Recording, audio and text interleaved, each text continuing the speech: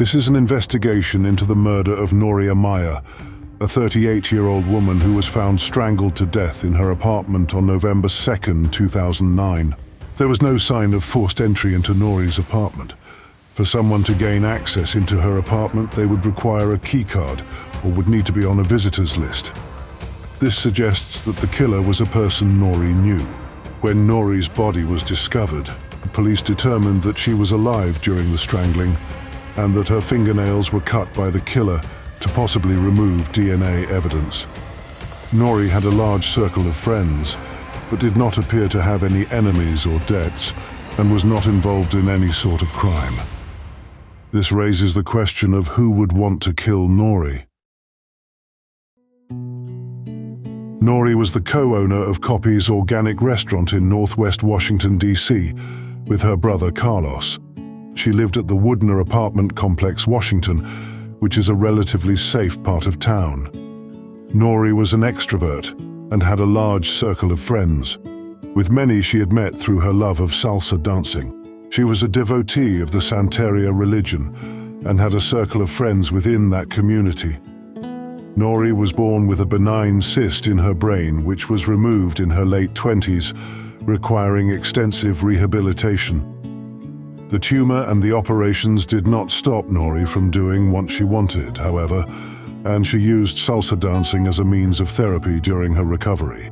Nori had worked in several jobs and was working as a hotel manager when her brother Carlos asked her to be his business partner at Copy's. Nori enthusiastically agreed, and with her vibrant and bubbly personality, she was the perfect hostess for the restaurant. Nori loved working with her brother, calling him the perfect business partner. Nori had confided in her friend a couple of days before her death that she feared she had another tumor. She complained that she was stressed from running the restaurant and appeared to be very upset.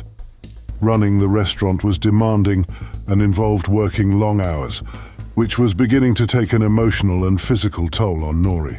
Despite having a large circle of friends, Nori found it difficult to develop a deep connection with people. She began a relationship with a married man by the name of Gustavo Huapala that owned the Rumba Cafe on 18th Street, Northwest Washington.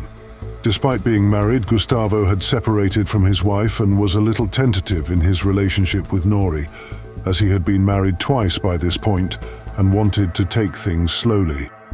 Nori was upset with the attitude that Gustavo had regarding their relationship and broke up with him.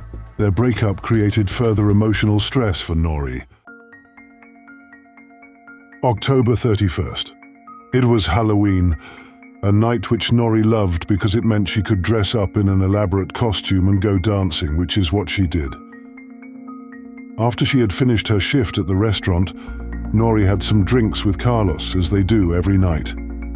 She then left for a night on the town. Nori went dancing at several different clubs that evening, with one being the Rumba Cafe where her ex-boyfriend Gustavo worked. Gustavo noticed that Nori was acting a little strange and seemed unusually sad. She wanted Gustavo to sit with her, but he was too busy working, so Nori ended up leaving angry without saying goodbye. She then went to the Bravo Bravo Salsa Club. Nori met up with her dance partner Israel Salamanca and had only been at the club for around 15 minutes before she decided to leave abruptly, in which Israel escorted her to a taxi, watching her leave at approximately 2:15 a.m. At around 2:30 a.m., Nori arrived at her apartment building, in which she exits the taxi. She spoke to the security guard in the lobby briefly, then headed up to her apartment. This is the last time anyone would see Nori alive, and there is no record of her leaving the building from this point. November 1st. A function had been planned at Copy's restaurant that evening for 100 people, and Nori didn't show up. Nori's mother received a call from the taxi company that Nori had used to travel home. They said she had left her phone in the taxi, which was not unusual for Nori. She was known to be very forgetful, always losing things, which was likely a side effect from having the brain tumor. When Nori didn't show up for her shift, Carlos knew he couldn't call her as he had her phone, so he just assumed she had a hangover from the previous night. He didn't think too much of it and dealt with the function on his own. November 2nd. At 9 a.m., Nori didn't show up for work again, which was strange. Carlos began to get worried at this point, so he drove to her apartment and knocked on the door. There was a mail slot on Nori's door, so he opened it and saw that it was pitch black inside. Carlos assumed Nori was still sleeping. He had to get back to the restaurant and prepare for the next event that evening, so he left. At 5 p.m., Nori still hadn't arrived at the restaurant. Carlos became very concerned. Nori was not the most reliable person lately, but had never missed 2 shifts in a row, so he called his sister Elizabeth and told her what was going on. Elizabeth and Carlos drove to Nori's apartment, in which they knocked on her door. There was still no answer and the door was locked. Carlos and Elizabeth informed security about their concern for their sister, who then let them inside her apartment. Carlos turned the lights on and saw Nori's hair hanging out from underneath the doona she was wrapped in. She was laying on her back, partially clothed with ligature marks on her neck. It seems Nori had put up a fight, as she had bruising and scratches below her lip, along with contusions on her arm, suggesting she was conscious when she was murdered and that the assailant had to pin her down. Carlos noticed that Nori's fingernails were very short, which was weird. His sister always had long, beautifully manicured nails, suggesting that the assailant had cut her nails to remove DNA evidence. There was no sign of forced entry, suggesting that Nori knew her killer. No weapon was found in the apartment. All of Nori's possessions were still in the apartment except for one item, which the police will not reveal out of fear of compromising the case. Police were able to collect 2 DNA samples from 2 separate locations on Nori's body. They did not specify whether she had been sexually assaulted or not, and it was not clear whether the DNA was blood, saliva, or semen. However, police did specifically state that it was male DNA. Nori's body was wrapped in a doona and mostly covered, suggesting an element of shame attributed to the perpetrator. They wanted to cover up what they had just done to her. Whoever killed her was someone that she knew, because people who kill you, if they don't know you, they aren't worried about how you look or someone finding you. This is someone who definitely knew her, and they just probably after killing her, they couldn't look at her body and they covered her up. That's been my experience. Gustavo Huapala was the prime suspect due to the nature of his relationship with Nori and the fact that he had seen her on the night she was killed. Nori's brother Carlos blamed Gustavo for Nori's death, and he was not welcome at her funeral. Carlos claimed that Gustavo was a negative influence in his sister's life and that her behavior had changed since dating him, in which Nori had started drinking more and arriving to work later. Gustavo was clearly shaken by Nori's death. He was interviewed by police several times, took a polygraph test, and had an alibi, with several people confirming he was with them until the early hours of November 1st. Police ruled him out as a suspect.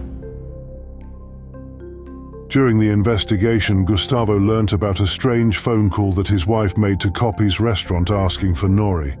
This suggests that even though they were separated, his wife knew of his relationship with Nori. Gustavo thought the timing of the call was very odd.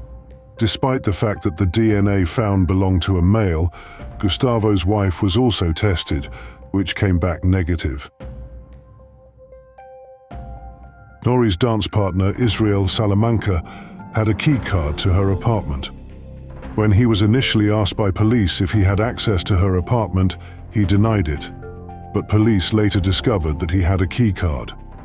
Police tried to identify Israel on the security footage going into Nori's apartment, as they were aware of the clothing he had on that night, but they did not see him. The DNA sample taken from him was also negative.